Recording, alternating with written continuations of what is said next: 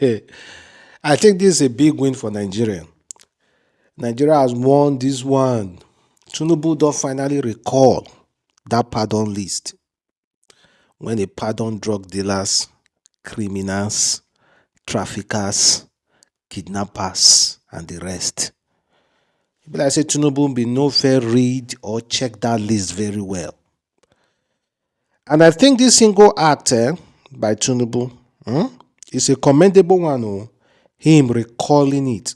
See, they say President Tinubu has ordered the removal of individual committed of severe crimes, including kidnapping, drug offenses, human trafficking, fraud, and illegal firearm possession or trafficking from the list. This single act alone, although is commendable by me and so many other Nigerians, but I also think this one should even serve as a reminder to many Nigerians that Tinubu does not review many things before he signs. Yes, yes.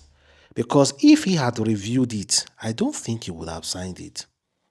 Now, after signing, now Nigerian call the review and for him. Now they call, now he call the later they discover, say, I go pardon kidnappers, I go pardon murderers. I don't think that he reviewed that list. He just gave that his trusted people, his trusted people working with him to bring up a list for pardon. And they just did that list anyhow. And he just signed because of trust. So Nigerians made a call the holla now say, how can the president pardon kidnappers? Meanwhile, we are currently suffering and crying about kidnapping in the country. And so many other drug-related issues. Even this woman recently, he granted pardon. After the utmost cry from Nigerians, although he removed that from the list of the death penalty, he reduced the crime, the punishment, he reduced our punishment to 12 years in prison. So that is still relatively okay.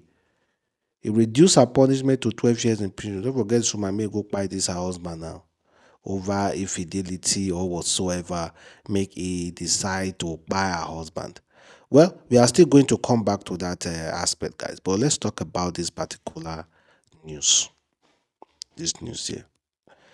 They said the DSS has trailed to Iyegbo, Port Harcourt, River State, and arrested one innocent Chukuma who used his social media handle to rally the military to overthrow the current government of Nigeria.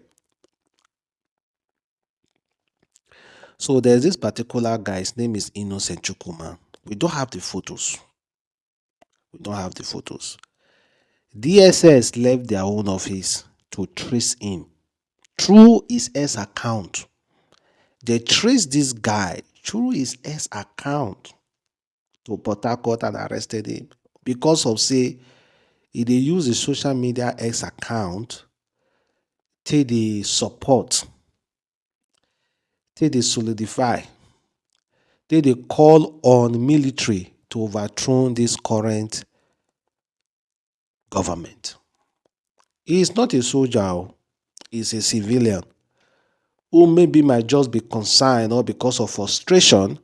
That's why he's calling on the military to take over. We have had some of us also supporting the military to take over.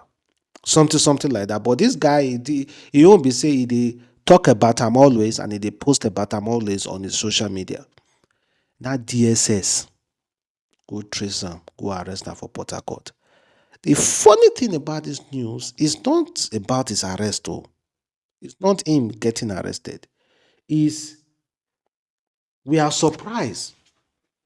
All of us, including myself most especially, I am surprised that DSS can indeed trace anybody DSS can trace this guy only from social media alone. They can investigate and trace this guy to where he stays and arrest him. But we have seen so many bandits. We have seen so many criminals. We have seen so many terrorists. We have seen so many kidnappers with impunity send message to victims or post videos online through TikTok and so many other social media. And yet, somehow, I do not know, DSS are unable to trace them. Or maybe they trace them. Maybe they trace them, they arrest them, but they know they tell us, say that they trace them, they arrest them. But public knowledge have not recorded anywhere. Make security services don't trace any criminal through just mere calling or through just mere social media post. Public knowledge have not recorded it, guys. Or maybe they do more. Now we don't know. They don't even suspend the guy account. They don't even suspend the account. Person said, so DSS has trailed to Oyigbo, Port Harcourt, and arrested one innocent for allegedly using his S-handle to call on military to overthrow the government. Clap for them.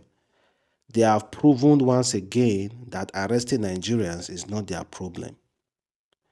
It's choosing who to arrest, that is it.